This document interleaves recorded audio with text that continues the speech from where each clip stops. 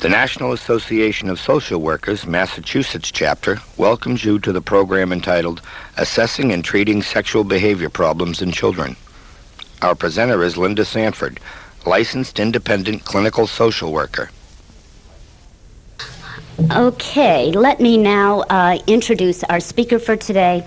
I think that many of you have probably already met Linda in one form or another since she has presented at numerous conferences. Linda Sanford is the Director of Forensic Interventions, and she's a consultant and trainer for treatment centers working with sexually acting out youth. She's also been director of a couple of residential programs, an inpatient program, and an outpatient clinic, so she keeps herself pretty busy, in addition to being on the faculty at both Boston College and at Smith School of Social Work. She's presented her work on abusive and abused kids at conferences all over. She has written numerous articles and has authored a book by the name of Strong at the Broken Places, and has been co-author of another book called Women and Self-Esteem. It's with great pleasure I introduce to you today Linda Sanford. Funny for me to be here today because last Tuesday I left the one juvenile sex offender group that I was co-leading, and over the last 15 years I've always been leading between 1 and 5 of these groups. So this will be the first time in 15 years that I haven't been in a group, and I thought this is very interesting that that this workshop would fall so quickly after my deciding to take what will hopefully be a brief break from this specific type of treatment for now. I'll probably still do forensic evals and aid to sentencing and court reports and things like that, but in terms of the group involvement, which has been such a central part of my professional life, that is something that I'm taking a break from. The group that I just left, I affectionately refer to as the group from hell. I have, sought out a consultation from Ann Alonzo and a number of people about this group, and you'll be hearing about it probably a fair amount today as I go along. Now, what I'm going to do is just switch now to the mic and turn on my overheads. Thank you.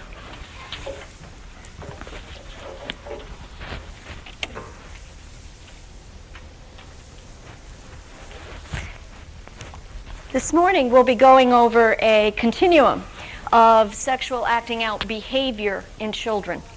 And this is partially adapted from the work of Toni Cavanaugh Johnson, a good resource for her work. She's also a terrific presenter. I'd highly encourage you to see her when she comes into town. It's usually about once every other year.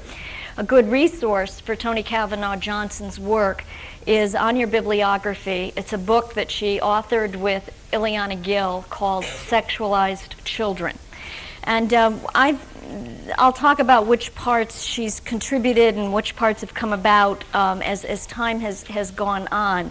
But I want to spend all of our time this morning talking about who's who and what do they need. Because I think one of the issues that we've had in the field in dealing with children with sexual acting out behavior is that they have been treated as if they are all the same.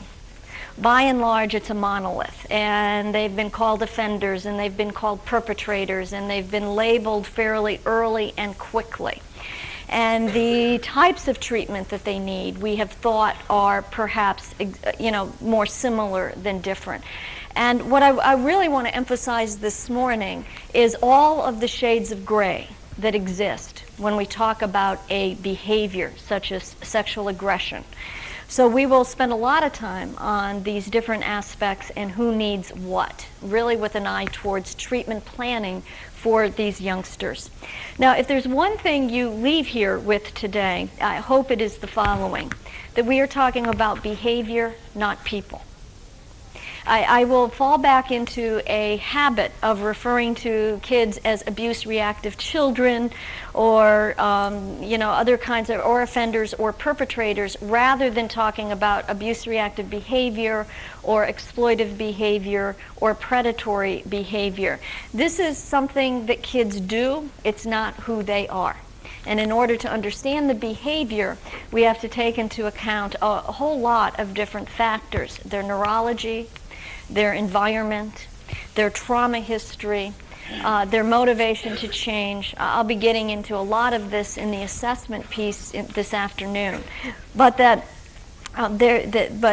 we really do need to take it as a behavior. Just as we say about trauma survivors, this is something that's happened to you, it's not who you are. By the same token, this is something that these youngsters do, it's not who they are.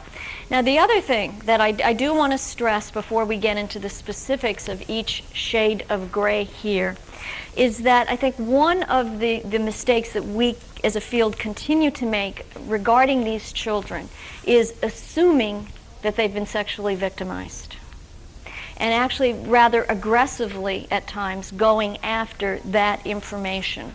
And the longer I do this, the more I become focused on issues such as neglect, witnessing domestic violence, caretaker substance abuse, clearly the influence of the media, the environment, what a sexually overstimulating environment these kids live in today. I really try to watch and monitor what my 8-year-old daughter sees and hears. Yet at 7, she was singing things like, "You make me hot, hot, hot," and "My warm spot, spot, spot," and bad boy, you make me feel so good." I was 19 before I figured out what a bad boy could do to make me feel good. So that someone, it's fairly stunning that someone who's 7 could, and I don't think she understood what she was singing or talking about. We can't, confuse knowledge for maturity, but nonetheless, she's been exposed to it, and I think that we'll talk about the ways that neurology, that environment, that all kinds of factors can make some kids more vulnerable to picking up these behaviors. It's not to make an excuse for them. One of the things that I consistently tell the youngsters I work with, whether they're the little ones in residential treatment, 6 to 9 years old, or teenagers in lockup, I consistently tell them that there's maybe explanations for why you did what you did. There's no excuse. Many explanations for why you did what you did.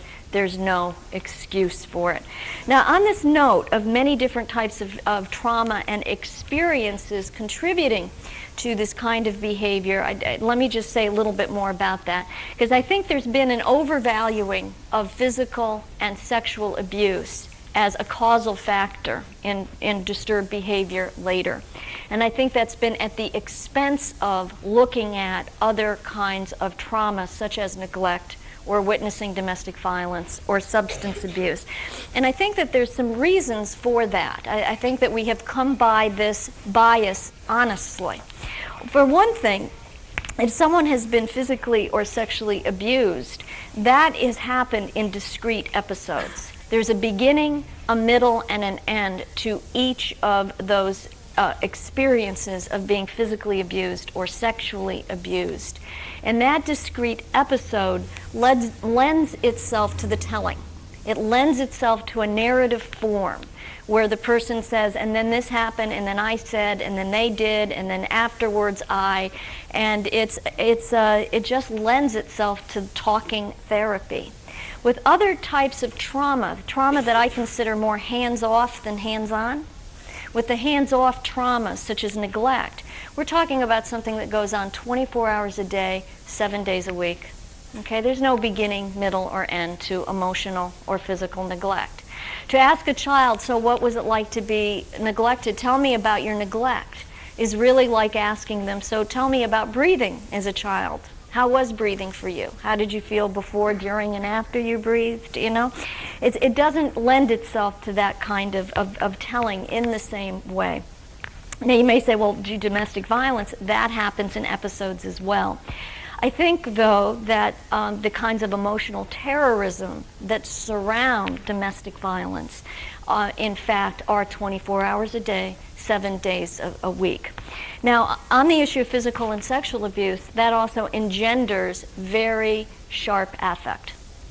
People who have been physically and sexually abused eventually will talk about terror and helplessness and anger and rage and sadness and confusion. And sometimes with the hands-off kinds of traumas, we are talking more about kind of a fog or a numbness or a less of a sharp affect for us to bear witness to. Now, I think I don't want to make this a dichotomy between hands-on and hands-off trauma, because I think, in fact, that if one is physically and sexually abused, that would be discrete episodes, but neglect is the big picture. It's not like people who physically and sexually abuse children are polite to them otherwise. Okay, they may have moments that are very nurturing. That may be part of what is so profoundly confusing for them about what has happened, is that it's a back and forth between getting some nurturance and then being exploited for having gotten that nurturance. However, I make this point because as I do exit interviews in residential treatment centers, I'm consistently confronted with kids who have had terrific treatment for their sexual acting out behavior, wonderful treatment as a sex abuse survivor and as a survivor of physical abuse. And as I come in, a total stranger, someone this person has never met before, and a lot is riding on this interview, when I ask them about having witnessed domestic violence, when I ask them about the quality of their relationship with their parents, when I ask them about different aspects of being overstimulated by seeing sex in the home that they were not protected from after the first time they happened onto it, or being exposed to pornography or a lot of sexually overstimulating material, these kids who were relatively contained around the physical and sexual abuse and clearly had benefited from the treatment, when I ask about these hands-off traumas, they become quite uncontained. They get started, they can't stop. It's not in perspective for them, and it ends up feeling somewhat like a piece of work that hasn't been done yet. Now, it can certainly still be done, but oftentimes they're returning to their families. I remember one exit interview I was doing. This kid was about to go home, and we got into this whole issue of sexual overstimulation. And he says, yeah, it's like last night in my family therapy session, my mother told me that my father really wanted to have me aborted and that she fought really hard to have me live and that I owe my life to her. And I'm thinking, this is really an inopportune moment for this to have come up, just as this kid has their bags packed and is about to go home. Now, certainly some of the reasons they're telling me about this is the doorknob effect, right? You know, they never have to see me again. So in some ways, as an outsider, I'm perhaps a safe person to leave this with. That it may have been too painful and too difficult to talk with the folks they've lived with for the past year or 2 years about these kinds of issues. But I also have the hunch, and no one has been more guilty of this than myself, I have the hunch that oftentimes they haven't been asked. It hasn't come up. Because we believe we've got our bases covered by understanding the role of physical and sexual abuse in their lives as a causal factor for their behavior later today. We have to keep in mind all those survivors, male and female, who are physically and sexually abused, who do not act out in any way whatsoever, or who act out against the self, or who find many other paths towards resiliency. So one does not necessarily cause the other. For a very good resource on this, let me recommend Stephen Pryor's book, Object Relations and Severe Trauma. This is a book I like very, very much. It's on your bibliography, Object Relations and Severe Trauma. Stephen Pryor was a psychologist at Gabler. You all remember Gabler? Or is this like, sometimes I feel like, some pieces of history we've lost here. And even though it's a relatively new book, it's a little bit outdated because he talks about things like in session 245, we finally talked about the sexual abuse. Does that date it or what? But then he was able to work with kids 3 or 4 times a week. And he talks about youngsters. He follows 3 of his cases over several years who were severely traumatized very early on in life, and really talks about neglect as being the relational template. Neglect being the way that people learn to relate to others, and then the physical and sexual abuse being those. If you think of the relational template as a desert, then these would be the peaks or the valleys that sort of accentuate that desert. David Treadway says that when someone is beating you up, you are the most important person in their world. You are the center of their universe. You are the reason everything has gone wrong in their lives. You're the reason they woke up in a bad mood this morning. And while it's traumatizing and it's awful, it is an attachment. Okay? And he's not recommending it. He's not saying that it's a good thing. But I think that one of the reasons we have been drawn to physical and sexual abuse as something to explore is because often that's where the attachment is. In some ways, that makes us feel better. And it's much more difficult to talk about the barren landscape, because where there has been that kind of connection, then at least we feel like we know what we're talking about or we know what we're dealing with. It's a negative attachment, but it's an attachment nonetheless. Last overview comment on trauma. I think where kids have had relational neglect, it is an important thing to be able to give to them relationally in ways that make sense to them, in ways that are meaningful to them, not meaningful to us. Let me give you a couple of examples of this. I very much like to tell the story of Elie Wiesel and his liberation from the Nazi death camps. And as many of you know, Elie Wiesel and his family, and he and his father survived the Nazi death camps, were captured fairly early in the World War II experience. And that when the death camp that they were in was finally shut down, the Allied forces had already been to several other camps. So they knew finally what they were getting into. They didn't the first couple of times. So Allied forces had arranged for truckloads of food to be brought to the death camp, and the soldiers would cook for the survivors. So on the first night of the liberation, or finally being shut down, Elie Wiesel, who's at this point, I think 22, 24 years old, and he's been there now for 6 years, eats at this banquet, and that night he nearly dies. He becomes violently ill. His metabolism had been set for all of these years for starvation. And when the soldiers brought that food in, he couldn't metabolize it. He couldn't make use of it. And in fact, the richness of the food is what nearly killed him. And I think that's often what it's like for some of the neglected kids that we work with, that we give to them in ways that make sense for us, but for them, it's too rich for their blood. I spend much of my time in residential treatment and lockup, whether it's corrections or psychiatric treatment. But kids who need that level of external control, external containment. And as they make it back out into the community, they are unable to often tolerate the bounty. They're unable to take in the banquet and make use of it. So that oftentimes with visiting resources or outside people coming in, we need to do less of the trip outside for ice cream and more of sitting on a couch in the institution with them for the first few weeks. And even if you sit there in silence for half an hour, that's the beginning of the new relational template. That's where it needs to begin. Because what you see is they get out, they get the ice cream, they end up, doing all kinds of things with the ice cream, with the visiting resource, with the community. It ends up getting taken away. The release gets delayed. It's all kinds of differences. Within the treatment, this will come up a lot. It's, again, taken me a very long time to get this point. And I used to be quite bountiful in the ways that I worked with these kids and found that in most cases it just wasn't working. The group from hell that I referred to earlier was primarily a group from hell because there were a couple of kids in there who really targeted me all the time.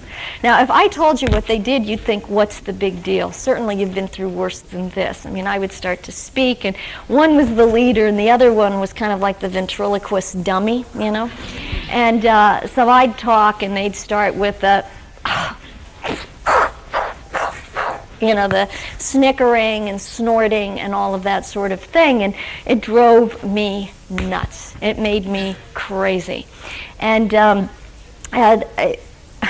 it It just didn't go well. We would try to set limits on it. My co-therapist was quite, how do you say the word, chivalrous? Is that the word? He would leap to my defense rather than processing it. We tried for insight. Who did I remind them of? Did I look like somebody in their lives? We went to anti-Semitism. I mean, it was like all over the place. It actually never got any better. But at one point, the residential staff cracked down on it. And this I didn't necessarily agree with, but it happened. So in order for the person who was leading this to go up on his level and to get more privileges, he had to write me a letter of apology and read it in the group. Now, I'm unprepared for this. I know nothing about it. So I come into group, I sit down, and he says, I'd like to get this over with. And I'm like, it's part of why it was a group from hell, is that I was rarely prepared for anything, and that was my own fault. So he picks up the paper, and he looks at it, and he says, I would like to apologize to Lynn for being disrespectful to her. Puts the paper down. And I said, apology accepted. And that was it. That was as much as he could metabolize. Forget that it was a coerced apology. That's not the point.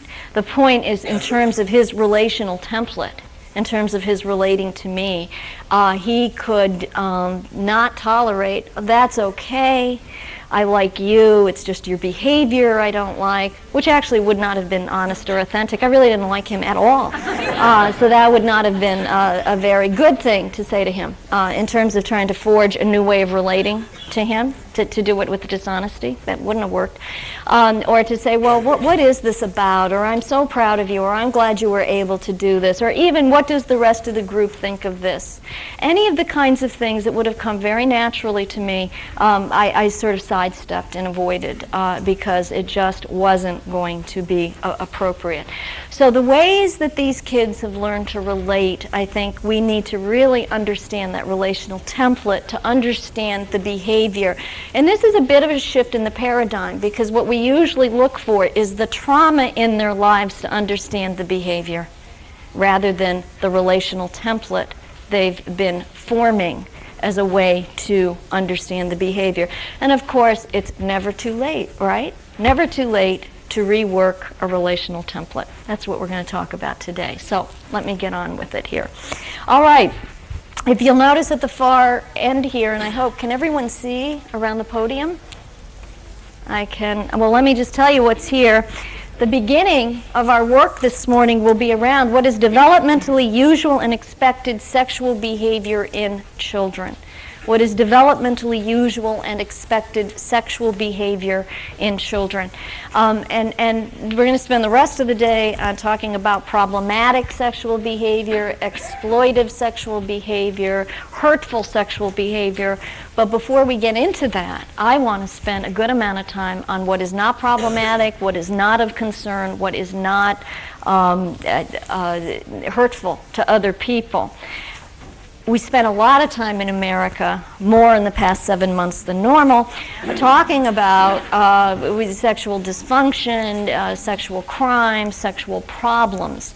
We do not spend nearly the same amount of time talking about what it is we would prefer to have.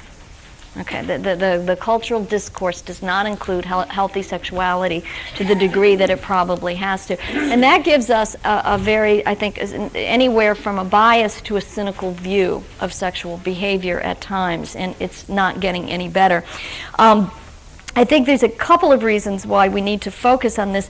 Let me ask you a question. How many of you spend a lot of time trying to figure out what is sexual behavior you need to respond to and what is sexual behavior that's better left alone because it happened in the school you work in, because you work with foster parents, because you're doing parental stress or parent-child guidance? How many of you spend a good amount of time working on this with other people?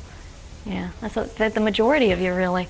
Okay, and I think that it's important to talk about this because we virtually have no research to back this up. It's beginning to start to be published. The best research has been done by Bill Friedlich in Minnesota, and he's trying to do a large-scale study on what is developmentally usual and expected sexual behavior for different developmental levels. Now, he doesn't use the word normal We used to talk about normal a lot, but you know, it's got a lot of moral loading, the word normal. It implies that some sexual behavior is good and other is bad, that some is right and other sexual behavior is wrong. And I'm not sure that we need to talk about that. What we want to talk about is, given a level playing field, what would one expect to see? And what do we respond to, and what do we not respond to or leave alone in some way? Now, because we don't have research on what is developmentally usual and expected in children, I think what tends to happen is our own experience informs us. I can think of very few things that are more culture-bound, that are more class-bound, that are more about our own experience than our ideas of what is appropriate sexual behavior. So that it can be very, very idiosyncratic. What did we do when we were that age? What do our folk allow? What does our tribe allow?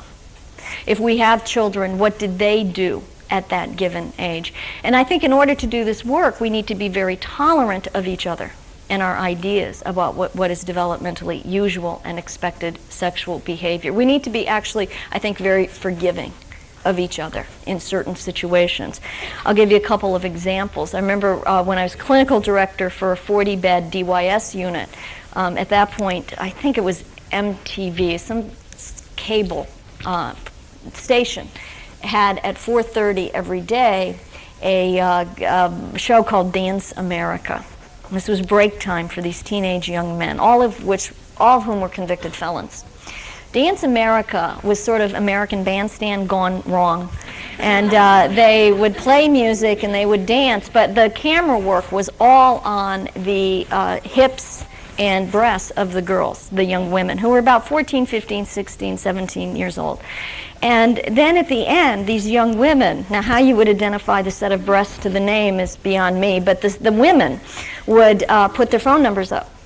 Okay, now we had discussions that went on forever about whether this program was appropriate or not. And it wasn't just that female employees were outnumbered by male employees. It was really the male clinicians who led the argument that this was good sublimation. This was a good outlet, that it was normative for our guys to be watching this show, and that it was okay. Now, we, of course, took exception to the not seeing the girls from head to toe, to the sort of sexualized nature of the camera work, but we were outvoted, and we ended up just sort of trying to accept it and let it be. And then we got a phone bill, because we had neglected to put a long-distance block on one of the phones, had just been overlooked, of over $1,200 for 1 month of these guys calling these girls in the tri-state area. Then that shut it down. So then there was, actually the whole cable station got taken out at that point. There was a block on it. We had to live with each other. We had to continue to work with each other in spite of this disagreement around what was sexually, developmentally usual and expected, what was okay, what wasn't okay for young men that age. I remember being at a SEICUS, SEICUS, Sex Educators Information something conference a long time ago, and a woman who had done a lot of cross-cultural research said that she'd been to countries that we would consider, in America, we would consider them sexually repressed. And she says, you know what? People there grow up to be healthy adults sexually. And she had compared them to countries that we would consider to be sexually permissive, like Denmark or some of the Scandinavian countries. And she says, you know what? They grow up to be well-adjusted, healthy sexual adults. But from her work, she had decided what you cannot do is grow up in a culture that is both sexually permissive and sexually repressive at exactly the same time and be well-adjusted. And that is the United States of America. We are both repressed and permissive at exactly the same time. So some types of sexuality are flaunted, others are still shamed. We use sex to sell products, but we can't have a condom ad on primetime television. And so it is no wonder that we have the confusion, or that we don't have anything nearing a consensus in terms of this very value-laden kind of approach. So what happens to the kids as we as adults try to work this out? Places where a flirtation between opposite-sex children is ignored or celebrated or something in between. Yet flirtation between same-sex children is responded to very quickly. And whose problem is that? It's probably a conflict in our values and a lack of tolerance between us as adults rather than the child's problem. And probably both programs have a no sexual contact rule, right? You know, that there's a time and a place for flirtation. It's not here. The other thing about kids who have sexual behavior problems is that very often they engage in developmentally usual and expected behavior at the same time that they're engaged in sexually problematic behavior. These are not either-or categories. They're not mutually exclusive. Probably the best example of this I could give you would be rapists. Almost 50% of rapists have consenting sexual partners at the time they're out committing sexual assaults. It's just more grist for the mill that the crime is about violence because they have folks that they have some semblance of a relationship with to have sex with. And what often happens with kids who get these labels as being abuse reactive or exploitive or compulsive is any sexual behavior they do ends up being put into the pot of the sexual behavior problem. So there they go again, they're grooming a victim. Isn't that part of their pre-assault cycle? There they are, they're on their rape walk again. And the sexual behavior may be something like masturbation. It may be something like flirting. It may be something like developing a non-exploitive sexual fantasy about a cultural icon, like Cindy Crawford, that kind of thing. And yet we respond to those kinds of things in some cases by discouraging the behavior that perhaps we would be better off remaining neutral to and letting it take its course. And in fact, sometimes those are exactly the replacement behaviors that we would like to see. At the 40-bed DYS unit that I just mentioned, I worked with a young man. Now this is going to date me. He'd been there for 4 years. So this doesn't happen anymore. No one stays there for 4 years, and 4 months maybe. But he'd been there for 4 years, and he actually had a very strong attraction, almost a fixation, except he was too young to really call it that, on very young children. Because he'd been there for so long, and because he'd been there and had done so well on his sex offender treatment, we were constantly having to come up with new and different ways to reward him and new privileges. He was, level 5, day 1200. He'd been at the highest level for a very long time. So he's almost 18. One of the things he really enjoys doing is basketball. So somebody knows somebody in another town who has an extracurricular basketball league. And we feel that this young man, who I'll call John, would do well there and that he would receive adequate supervision.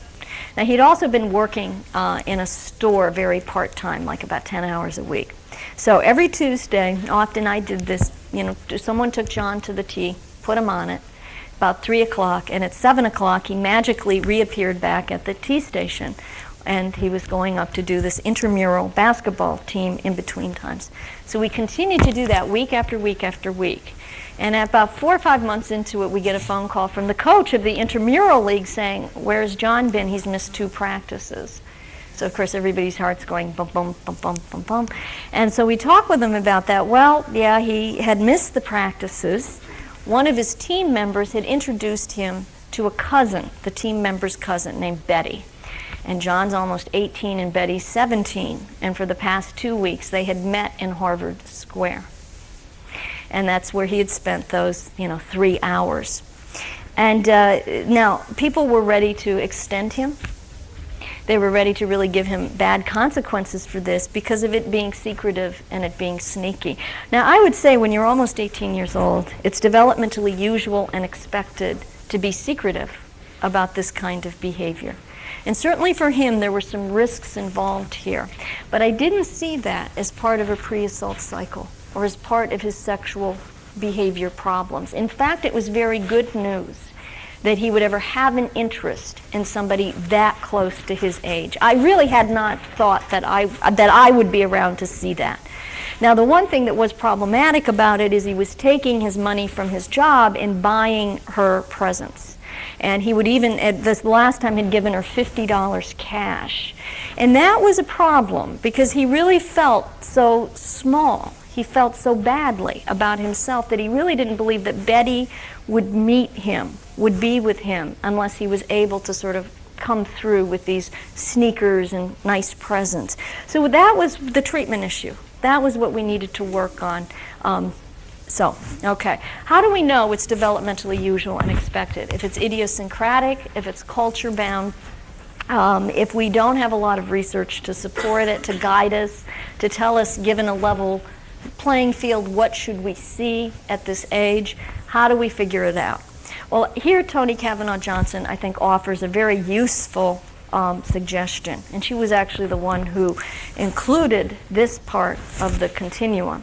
She lives in a rural area, sort of suburban rural area, and she's the local sexpert for her area. And in her local elementary school, there were 3 10-year-old boys who had been best friends since kindergarten. So these 3 kids kind of went in a pack. One day, they're out at recess, and they move from the playground into the lavatory, where they play a game called sword fight. And if you remember, or probably a lot of you deal with this on a daily basis, sword fight involves exposing your penis, backing up 1 step at a time to see if you can still hit the toilet bowl with your urine. So you drink a lot of water, and it's a contest, and it sounds like a very involved game. So there are too many steps to it for me, I think. So at any rate, they were involved in playing this together. The principal walks in on it and goes ballistic, absolutely freaks out. Why? Because the principal is convinced that these 3 10-year-olds have been sexually abused, and that's why they're playing sword fight. Now here they are, they've exposed their penises to each other, they're involved in a sexualized game, and so the principal is very, very concerned about trauma. So they all get carted off to Toni, and she interviews the boys separately, she interviews them together, she interviews the family. She takes like 6 or 8 weeks to try to figure this out. She doesn't think this is of any concern. There's no trauma. There's, what she ends up doing is she gives the parents some sex education materials. She makes a follow-up appointment for 4 months in the future because she's worried. The community calls these kids now, other kids call them the sex club, and she's worried about a homophobic reaction in the community, but she doesn't think the behavior itself is of concern. Now, the principal who made that referral was very conscientious. This wasn't a stupid person. It wasn't a malevolent person. It was a person who suffers from something I call too much Oprah. You know, I mean, all day nowadays, everything leads back to sexual abuse. Everything's an indicator of sexual abuse. But there really were, good reasons for the referral.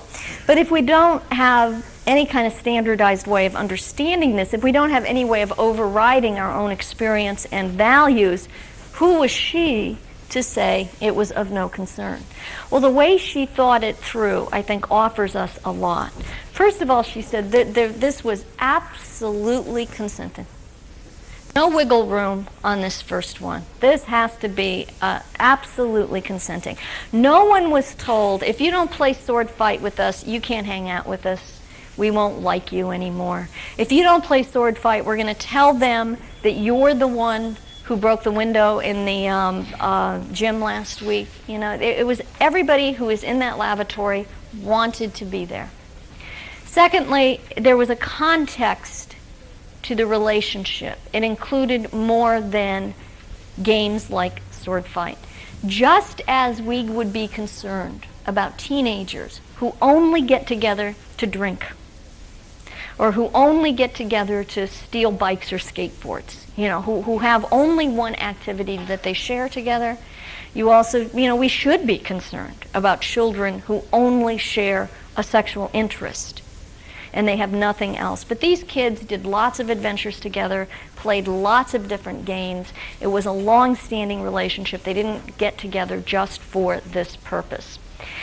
Most importantly, it was not interfering with the growth and development of these children. And this is going to become important as we go through these shades of gray. How much airtime does an interest in sex and anatomy take up? And these kids were also interested in how rocket fuel works, why dinosaurs went extinct, was Michael Jordan going to play for the Chicago Bulls again? They were interested in those kinds of things as well. So it wasn't interfering with their growth and development. Fourthly, kids who engage in developmentally usual and expected behavior tend to be able to respond to limits around it. So if we say, I know you guys like to play that, but can you play it someplace else, like the woods? Don't play it in school. It freaks your principal out. Or, that looks like it feels good, but come on, do that in your bedroom, not in the living room. If we set a limit, if we do the redirection, kids who are okay with this behavior generally can respond to it. Now that doesn't mean that that we don't have to repeat ourselves. A good part of parenting or taking care of kids, being a caregiver, is repeating yourself endlessly without boring yourself to death. Okay? So having to repeat oneself doesn't necessarily mean there's a problem. Reminders don't necessarily mean there's pathology. But I think you know the difference. I'd really trust your instinct. Does this child now need to do this in front of you? Are they compelled to do it in spite of the limits that you've set? Is your walking in or your discomfort part of the thrill in some way? Then I think we have some reason to be concerned. Kids who engage in developmentally unusual behavior will, upon discovery, will feel embarrassed, shy, aggravated, annoyed, guilty. But we generally, upon discovery, don't see the kinds of reactions of shame. Carol, there's some up front here. Shame or fear or rage or terror, those kinds of things. It's a fairly low level of, we don't see the deeper affect, the intensity of affect that goes along with exploitation. That's not to say that we can't teach them to feel ashamed. Of course we can. But upon first discovery, you generally don't see deeper affect around what has happened. And then finally, there's an axiom in the field that it's not secretive. I disagree with that. I think a lot of developmentally usual and expected sexual behavior is secretive. I think that there should be a certain amount of privacy and modesty that the child brings to the behavior. End of side 1. This tape is continued on the other side.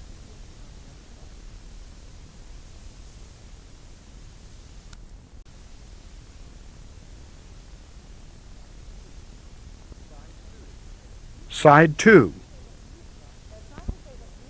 That's not to say that we can't teach them to feel ashamed. Of course we can. But upon first discovery, you generally don't see Side 2. Go along with the no secrets business. But the modification I would make is that if there's a consequence to the secret being discovered, then we have a problem. It's the or else.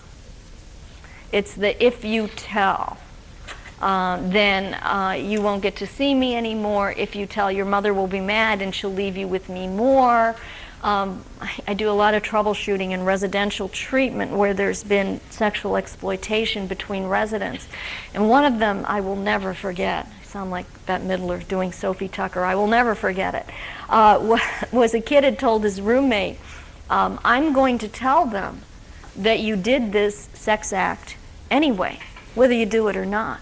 You're going to get into trouble for it. So you might as well do it and get some pleasure out of it before you get into trouble for it. So that's an or else of the highest order. That's more the level of manipulation that one looks for. Okay, so those are some of the ways we can sort out what we need to respond to, what we don't, and it's not an easy thing. Any questions at this point? Keeping in mind that you do, for those of you who've arrived recently, this is being taped, and so if you want to ask a question, you do need to use the mic that's in the center of the room, and that also will help us, as we'll be able to hear your question better as well. So any questions over developmental, usual, and expected sexual behavior? Okay, no one? Yeah, can you come to the mic? Thank you. So how about those Red Sox, huh? Okay, thank you. Thank you for doing this. I wasn't clear on your point about sort of the intensity of affects relating to sexual behavior. I wasn't clear if the more intense affects you thought related to more usual behavior or not. Okay, thanks for asking. No, but the intense affect of shame or terror of what's going to happen to me, I can't talk to you about this at all. I'll talk to you about it in half an hour after you ask me repeatedly, but I just can't. The falling apart is more related, I think, to exploitation, to an or else being attached to the secret. If you tell, then something terrible is going to happen to you, as opposed to embarrassment or annoyance or aggravation. I mean, I think we find kids in developmentally usual and expected behavior so often because they don't have any contingency plan. They don't have any or else. They don't, in many cases, even bother to say, and by the way, this needs to be a secret. For them, it seems so developmentally usual and expected. It has a life of its own, and they don't take the precautions that they may need to. So we find it. But when you have those very deep feelings of shame, and upon first discovery, that's what you want to be watching out for. Yes. I have a lot of the ranges of acceptability, and does this indicate my child been sexually molested and so forth? Good. Well, and I think again, it's very individual. There's certain folk who aren't going to tolerate that at all, and others that would be considered a more ordinary kind of behavior. And that question, I wonder sometimes, first of all, about medical issues. I'd want to get medical clearance in terms of, is this masturbation or is it a yeast infection? Is it an itch that is being scratched? You can't always tell the difference from our point. Most of us don't sit there and watch carefully, so that it may look from our glance as if it's masturbation, but is there something else medically going on? So that would be the first line of defense. Secondly, I'd want to know about other ways the child has of soothing themselves. So does anything else work? And with the littler kids, this is a kind of question that I get when I do consulting to Head Start programs. Do teething rings, do silk blankets, do couches, do other kinds of things that are tactile, soothe them? Do other things work as well? Do they have other ways of getting to the same point of either relaxation or calm, or for others it's perhaps lifting out of a depression? Can anything make them feel that good is sort of the bottom line. So how able are they to redirect, to be redirected? With the older kids, it's not so much the frequency of the masturbation, it's the fantasies that accompany them.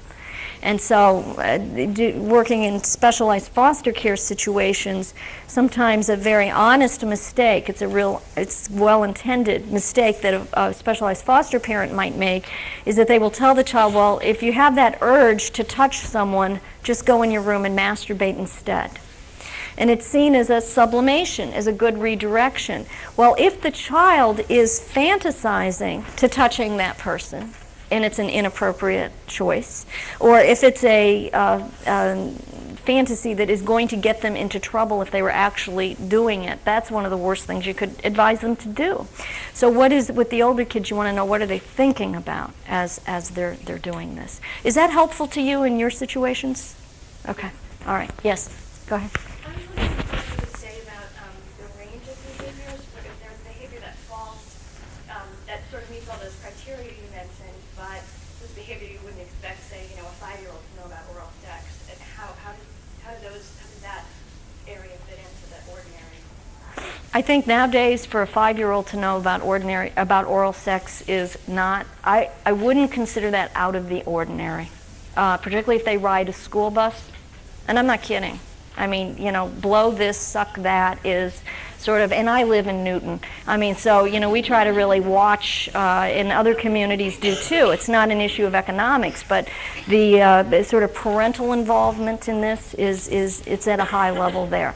But, again, that's an excellent example of where we would really disagree about that. We would probably not be able to come to consensus. I'd want to know from that child, where did you hear that word? Do you know what it means? Who talks about that? Who told you about that? Can you tell me a story about oral sex? And then you can find out, is this about being stimulated? Is it about seeing it? Is it about parents thinking they're asleep when the TV's on? Is it about overhearing conversations, sort of where is that coming from? And I think with the younger kids, where the range of language and cognitive abilities vary greatly, we have to be really careful about the language. Let me give you a real quick example of this out of my own life. I'm a single adoptive parent, otherwise known as SAP. And after 8 years of foster care, I adopted a baby. So at any rate, she's almost 4, and I'm taking my daughter to the movies. And I have a couple of sort of difficult teenagers who are visiting. So I've spent a lot of money trying to entertain these kids. Nothing has worked. So finally, I'm like on the 8th or 9th day of this, and I've just given up. So I take everybody to the theater. We get there, and I say, look, it's the opening day of Thumbelina. Grace and I are going to go see Thumbelina. You two are going to go see Mighty Ducks 2. And I'll meet you back here at this fountain when it's over. And at this point, like, I'm broke because I've done whale watches and all this kind of stuff. So I have these snack packs that you buy at BJ's in like huge quantities. So I pop the trunk and I say, here, stuff these in your sleeves. You're not supposed to take outside food in. Eat it. It's like I've had it. So I take a couple of packs of potato chips, and I put them, I've got a big sweatshirt and stretchy, so I put them in the band of my stretchy, and I put my sweatshirt over it. So I'm walking with my daughter. She's quite a few feet ahead of me. She's got a very loud voice, and she turns around. She's a few weeks from 4 years old. She turns around, she says, hey, Mom, do you still have my blue chips in your vagina?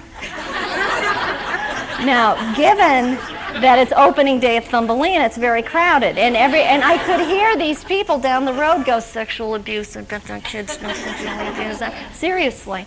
And so I talked with her about this later, and I said, well, she had actually thought that vagina was a zone, that it was sort of from here to here, that was the part of her body. And here I thought I was so smart that I had taught her, we didn't say pee-pee or wee-wee or any of that stuff. We used the right words. Now, as it turns out later, she's got a language-based disability that's fairly severe. So there's all these kinds of things that, if Bill Friedlich had interviewed her in his study on developmentally usual expected behavior, and if Bill had said, Grace, has anyone ever touched your vagina, she'd have hundreds of disclosures to make, hundreds of them. So you want to know, I think with that, I would really take it from that word. Where did you learn it? Tell me a story about it. And I think that's the only way we can sort of figure it out. Okay, I wouldn't make an assumption that a child who knows that word at 5 has actually experienced oral sex. Yeah. Was there something else you wanted to say? Well, I'm sorry, I wasn't It's okay. saying somebody knows the word. I'm saying the other kid engaging in that. Oh, well, that makes it very different. Okay.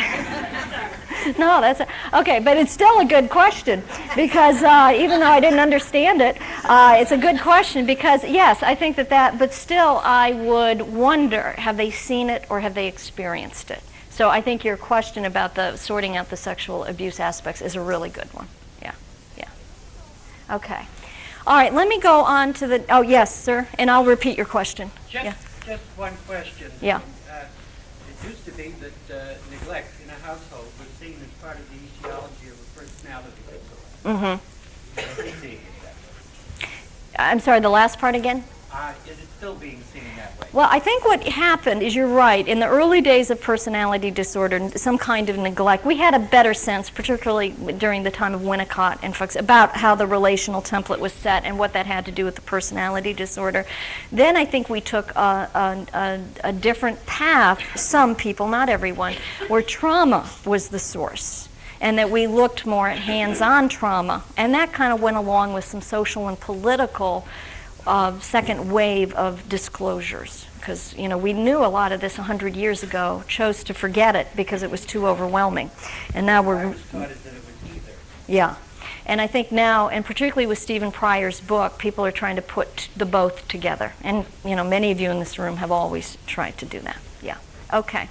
Let me move on now to the neurological reasons. You see, scratch that, not reasons, the neurological contributions to sexual behavior.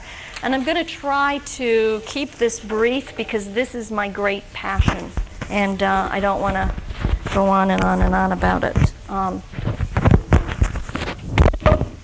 Sorry, they told me not to do that.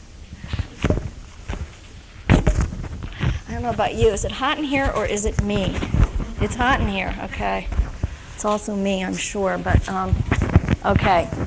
There are many contributions that can be neurologically based for this kind of behavior. And whether we can say that it's related to neurointegrative disorders such as Tourette's or Asperger's syndrome or pervasive developmental delay, we still need to understand a child's hardwiring in order to understand the behavior.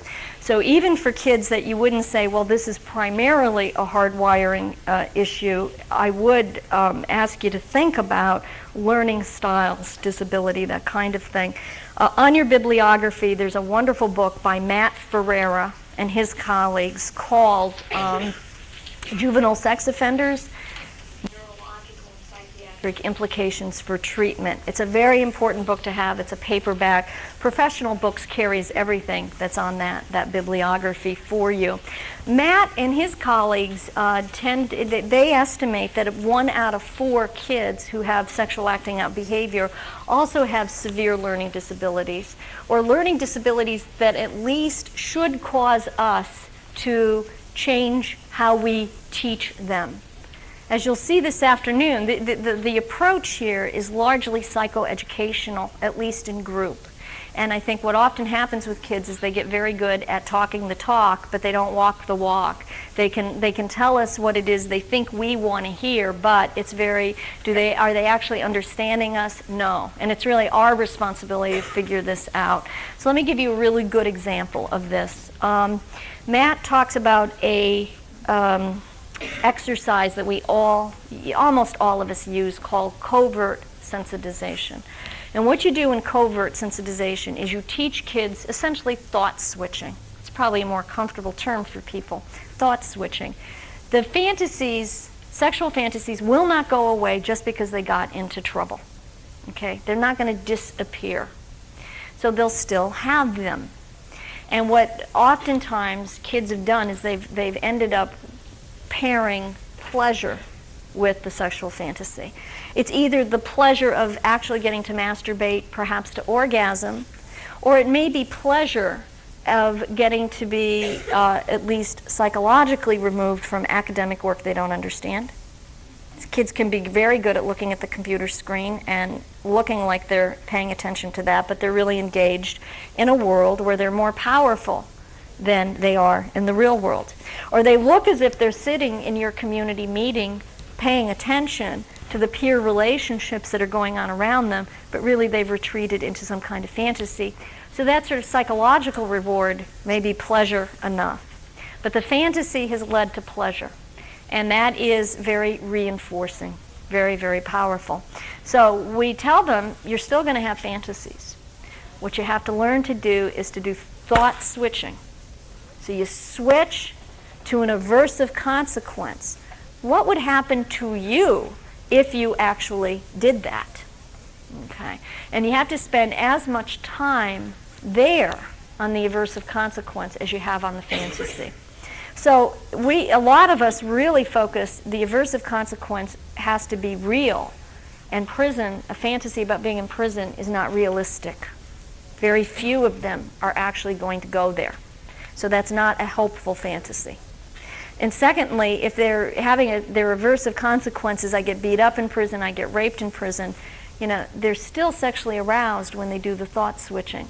So now what have you taught them to do? Be aroused to something that's sadomasochistic. So you want to really stay away from punishment and physical harm and those kinds of things, because they're neither realistic nor are they going to be healthy for them.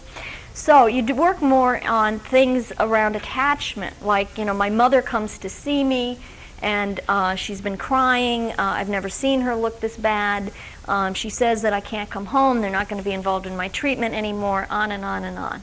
That would be appropriate. Or as one of the youngsters I was working with did a great job, talked about when he was very little, there was a police officer in his town who had been like a baseball coach, and he really loved this guy. So his aversive consequence is he's playing in a field with his friends. He's reoffended. So he's going to be rearrested in front of his friends, but it's going to be this police officer who's going to take him in. Now that's the perfect aversive consequence. That's a very well-crafted one. So with this young man, when he has the fantasy that would get him into trouble, thought switch, thinks about the coach arresting him, he stays there, thought switch goes to something neutral, when I can get the parts for my remote control car. Now, how many of you followed that? Okay, it's a lot of sequencing. So it shifts. It's a lot to remember, okay? Maybe you did follow it. How many of you are going to remember it? If I give you a pop quiz, tell me how to do covert sensitization. And tell me why, for each of the 3 phases, you do that. A lot of us would probably have some difficulty, and we would probably be more motivated to remember it than the kids who have this problem, right? Because why should they give up something that's worked so well for them? Taking into account a child's learning style, Matt Ferreira and his colleagues do something very different with that exercise. He puts 3 chairs up here, and he has the kids draw 3 pictures. 2 pictures of fire, and a 3rd picture of something like relaxing, like a beach scene or an oasis or something like that. And he says these are 2 hot seats and then a relaxing chair. And so what you do is when you have your sexual fantasy that would get you into trouble, you're in a hot seat. And then you switch to thinking about what would happen to you if you actually did those things. That's a hot seat. And then you think about when you've done that, then you think about something relaxing, something neutral, and that's the 3rd chair. So they've now gotten this through the auditory process, which probably wasn't at all useful to them. They've now gotten it visually, and as each of them sits in each chair and does the exercise, they have gotten it kinetically, experientially. So it's an adaptation in how to teach what we need to teach according to the kids' neurology. Okay. A lot of the evals that I do nowadays are on kids with Asperger's syndrome. And the way that I got into this was because of working in lockup in different settings, and I'd get clients that did not look like anyone else and did horribly there, were really harmed by being in these settings. And I really came in through the back door in terms of getting some training and beginning to understand this. And by talking about some of these neurointegrative disorders, I do not want to create a stereotype that people with neurointegrative disorders have sexual behavior problems. Okay? The rate of that is very, very low. However, if you have a person, you're working with a youngster with a sexual behavior problem who has a neurointegrative disorder like Asperger's or Tourette's or PDD, then that is where you begin, is with the neurological disorder. The sexual behavior problem in terms of how you do your treatment is going to be somewhat secondary. So let me give you an example. Probably with Asperger's syndrome, people know this as Kanner's high-functioning autism. And the best example I can give you of this is the Rain Man. Dustin Hoffman is a method actor. When he went to do the Rain Man in 1987, he had lived with a man for 1 month who was at that point diagnosed as having high-functioning autism. That man that he lived with has since been re-diagnosed as having Asperger's syndrome. The folks that I work with cringe when I explain it this way. This is my lay understanding of Asperger's syndrome. But I understand it as having too much juice in one area of your brain and not enough in another. And where you've got too much going on is in the sensory integration area. These are kids that are really hypersensitive to sound, to light, to touch, to taste, to change, to transition. Dan Rosen, who's really one of the leading psychiatrists in the country on Asperger's syndrome, and we're really lucky to have him in this area, and Wellesley, talks about a young child he'd been treating who was 10 years old, and his mother went to the beauty parlor and got a permanent, and then a couple weeks later, his father, who had always had a mustache, always had it for the previous 10 years, decides to shave it off. And the child was so disoriented by that transition, so undone by that change, that he really decompensated some. So sensory experience is everything. If you work with a well-treated Asperger's syndrome person, they may ask you to unplug your phone in your office. For you, that's a sound you can screen out. You take note of it, but you can continue to focus. For them, it's an alarm. It's a startle that's really very hard for them to tolerate. And then where they don't have enough juice going on is in encoding social cues. So really understanding the mind reading that we do socially. Now, if I look out here and I see you all fidgeting and looking at your watches, I might think it's time for a break. Nobody raised their hand and said it's time for a break. But it's sort of mind reading. Reading social cues. Those kinds of social cues mean very little, if not nothing, to a person with Asperger's syndrome. So you get a kid who's like a kindergartner or first grader with this disorder, and they walk into the room, one child smiles, another child runs away. They're more likely to chase the one that runs away, not understanding that the smile is welcoming and could lead to the two of them playing together. So because of this difficulty in encoding social cues and having intelligence and awareness, it's kind of like having the social flu all of the time. Now, there's a book I like very much, it's not on your bibliography, called Childhood Autism. And it is it's by a woman named Francesca Happe, H-A-P-P-E, with an accent over the E. It was published by Yale Press. And she talks about, she is in London, and she talks about a young man, he's about 26 years old, whom she sees, who has Asperger's syndrome. And he says to her one day, Dr. Happe, have you ever been down to, what do they call it there? Is it the loo or what's the subway? Tube, thank you. Do you go to, what's a loo? Toilet, okay, great, that's good, that's good. Okay, have you ever gone down to the subway, the what? Tube, thank you, the tube, and you're all by yourself. You're standing on the platform alone. And he said, and you know, your train pulls up, and it's very, very crowded. And you're still standing there waiting. The door is open for whatever reason. Everybody decides to get out at your stop. So they get out, and you, they push past you. Have you ever had that happen to you? And she says, yes. And he says, that's what it's like for me every minute of every single day. If you can remember that experience, then you know what it's like to be me, because that's what it's like for me in the world all of the time.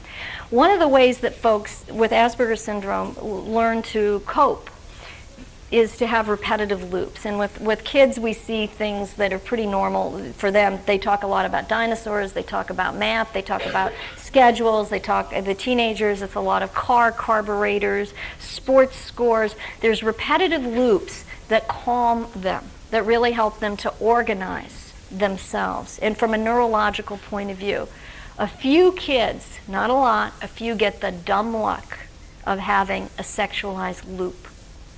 And that what they talk about repetitively is something of a sexual nature. One of the kids with Asperger's syndrome that I treated that I liked very well had a sexual obsession first with Dot Warner on Animaniacs. I remember having to interview my daughter about this. I had no idea what he was talking about, and she sort of explained the whole thing to me. Very non-sexual creature, actually, Dot Warner. Then it went on to Timon and Pumbaa from The Lion King, and then eventually his individual therapist that was dealing with non-sexual matters. Now, see, this to me was progress. It was terribly frightening for her.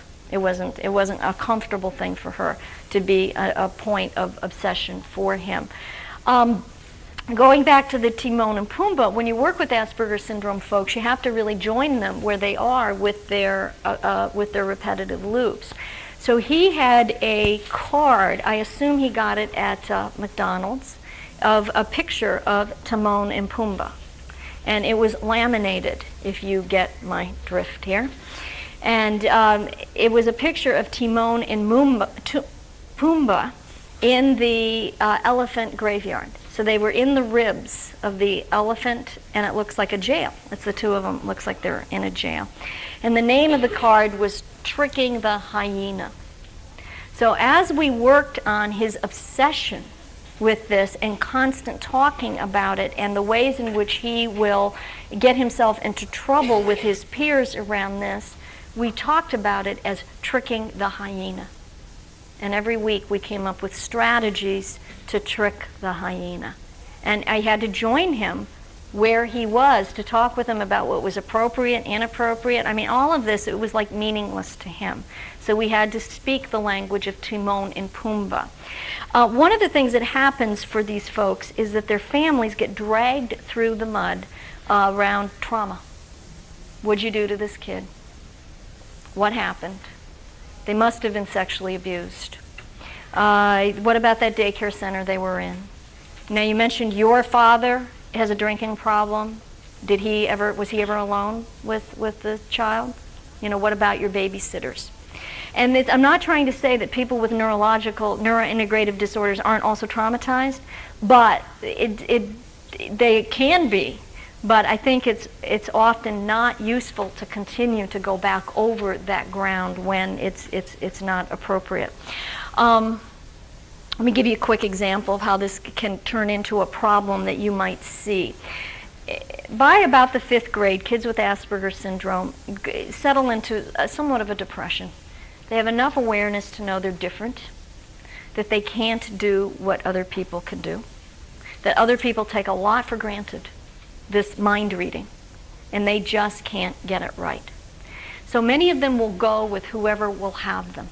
So a kid with Asperger's syndrome, particularly because of their intelligence, is a perfect candidate to send into a home invasion. Send that kid in first. Perfect kid for a group of kids to set up to steal some cars. And they'll do it. And they also imitate whoever they're around. So being around conduct disordered kids is really pretty terrible. And plus, conduct disordered kids are noisy. And if you have doors slamming and people yelling, that's a very terrifying kind of an environment for a person with a neurointegrative disorder. When I have any control over their roommates, I always like to put them with a kid who has a major depression. Because Asperger's kids have a lot of energy. They've got a lot going on, and they can lift a kid out. And the depressed kids are, oftentimes somewhat socially appropriate, and can learn that way from them.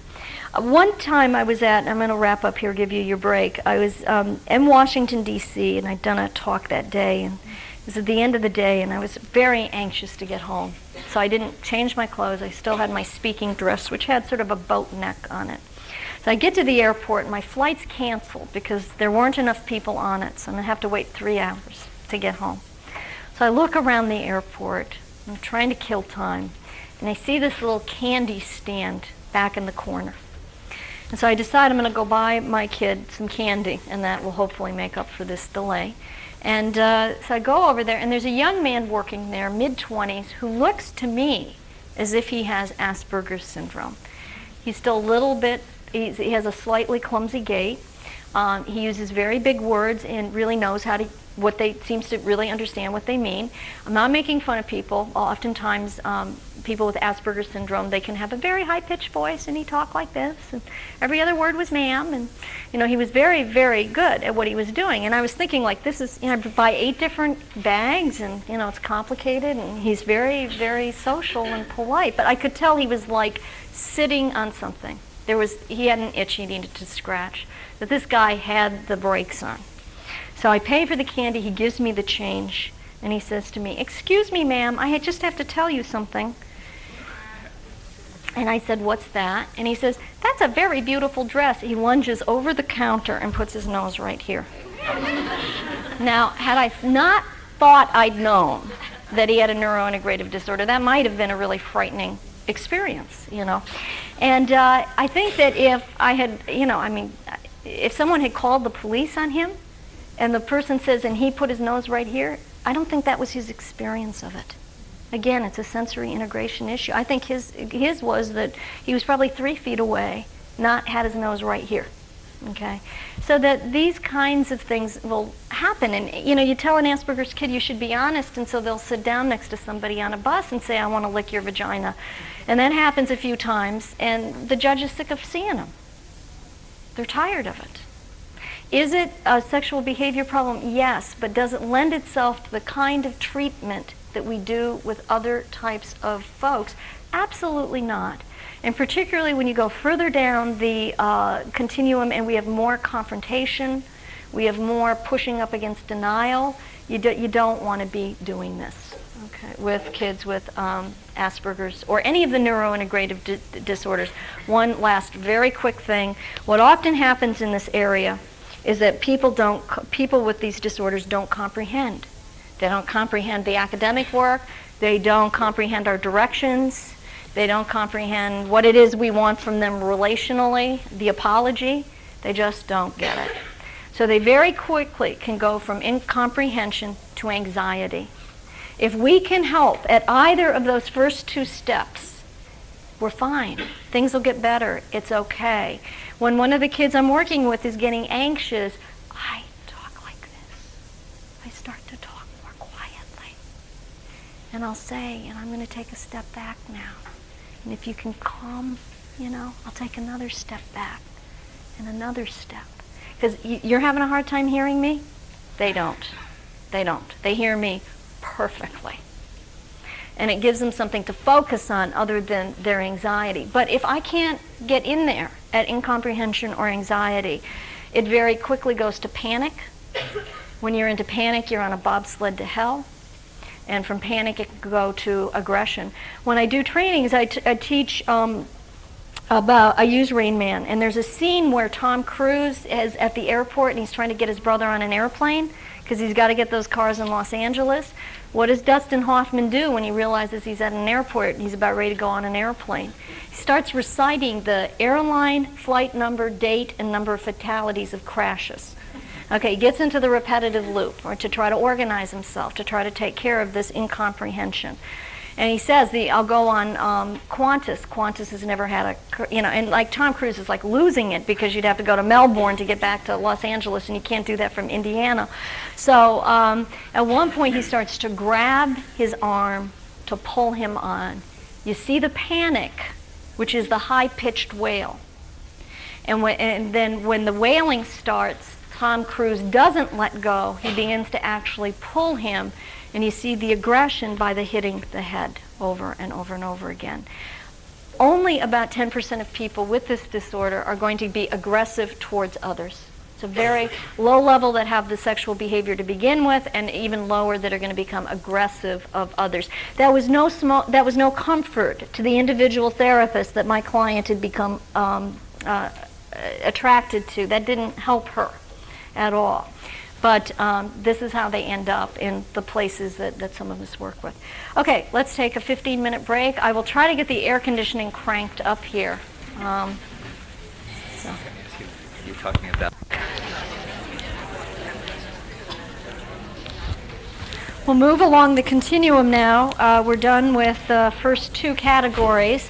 What I'd like to do is talk about abuse reactive behavior and compulsive behavior and then that'll probably take us up to the break for lunch.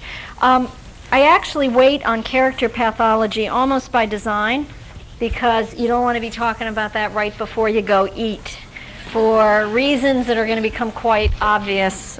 So we'll save that for later. And actually, probably within this group, it's first of all the level of predatory sexual behavior and character pathology that I'm going to talk about is fortunately pretty rare, and most of us probably don't encounter it that much. So I'll give you enough to know when to recognize it, but we don't have to get into all the nuts and bolts of that specific type of treatment. How many of you are working in a school setting? Okay. And how many of you in outpatient mental health? A lot. Okay. How many in some kind of milieu, whether that's day treatment, inpatient, some kind of alternative setting? Okay. And how many of you in open residential, which I actually would consider milieu treatment? How many of you working in locked settings? Okay. All right. Any that I didn't say? Courts, victim witness advocates, quite a few. Good. All right. Others that I didn't say? Unemployed. Okay. All right. That's right. I didn't say that. Okay. Thank you. All right. Excuse me. The term abuse reactive behavior is probably the oldest contribution that we have in this field. Tony Cavanaugh Johnson and a lot of other people, primarily in California, were very concerned about 6, 7, 8-year-olds who had acted out sexually being called offenders or perpetrators, or in some cases even sexual deviants. And they wanted to come up with another term for these kids, because once they got labeled that, they couldn't get into foster care, they couldn't go back into public schools. There were really no treatment facilities for them anyway, so they generally were segregated into delinquency types of settings, and they were segregated because they were so little and so young. And that a lot of really bad things were happening in the beginning as a result of this sort of over-labeling. So abuse reactive behavior was our first shade of gray in this field. So it used to be you were either a victim or an offender, or, and that was basically it. So in the beginning, they actually called these children sex abuse reactive children. Sex abuse reactive children. Then fairly quickly, we had to abandon that because we found out that not all of them had been sexually abused, and that we were sometimes making life more difficult for ourselves by asking questions like, usually when someone has done something like you've done, it's because whether they had been abused or not later, and it was an extraordinarily difficult thing to do. So it became abuse reactive child, which is now abuse reactive behavior. Another reason why sex abuse reactive child was abandoned was that the acronym was SARC, which was a little close to shark, which was what we were trying to get away from, was all these negative connotations. Now, I remember back they had started this work again like around 83, 84, and I remember in 1986 a young 12-year-old being sent to me for a forensic eval, and I was so grateful to have had this term available to me at that point. This is what happened. This young man, and I'll call him Ed, had been a victim of all of those kinds of traumas that I had talked about: the physical abuse, sexual abuse, caretaker substance abuse, neglect, witnessing domestic violence. At age 10, he had been removed from his family of origin, placed into foster care that actually turned into a pre-adoptive home. This was supposed to be short-term foster care, but there had been no placement disruption in the intervening 2 years. One day in his pre-adoptive home, his mom, foster mom, has her best friend over. The best friend needs to run some errands. She leaves her 3.5-year-old daughter in the care of Ed's foster mom. And when she comes back from errands, they're all going to sit down and have a spaghetti dinner together. So Ed and the little girl are sent to the front room to watch late afternoon cartoons, and the mom is back there making the spaghetti. Now, there's no problem here because, Ed is depressed. He has some issues with head banging, but other than that, he really hasn't had any acting out at all. So there's no neglect, no poor supervision, nothing.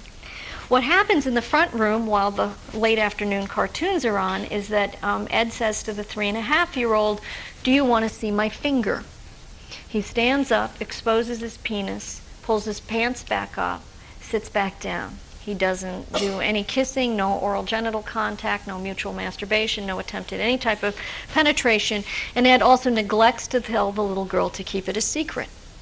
So when they all have their spaghetti dinner, the little girl says to her mother, "Guess what? Ed showed me his finger," proceeds to describe the situation, and of course both sets of parents are like on the ceiling. So he gets sent to me.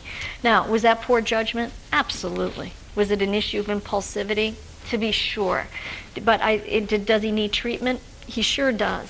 And part of this had been that 4 months prior to this incident, Ed had been terminated from his therapy for being non-compliant, which meant as he got older, he got better at not going, finding ways to get out of it. In the therapy, they had not really dealt with any issues of safety or containment or any aspect of the trauma. And actually, Ed had felt like these things had become so shameful that he couldn't talk about them. So the therapy had ended 4 months before. So did he need to get back into some kind of therapy? Absolutely, without a doubt. But I thought probably one of the worst things that could have happened to Ed in his life would be to have been put into a group that Craig Latham and I were doing at the time for adolescent sex offenders. It would have been pantyhose when what he needed was knee-highs. I was very worried about a kid like this who had done something that was very impulsive, and I'm going to get into some more specifics of this, being in with kids with a more entrenched pattern.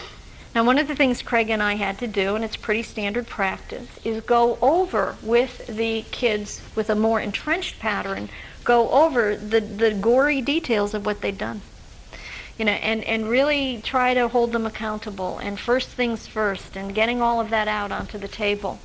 So here would be Ed, a prepubescent boy, who may walk out of a group like that with an object of arousal he didn't have when he went in, listening to everybody else's exploits, literally. And I worried about somebody telling someone like Ed, next time tell her to keep it a secret, and she probably will. End of side 2. This program is continued on the next tape.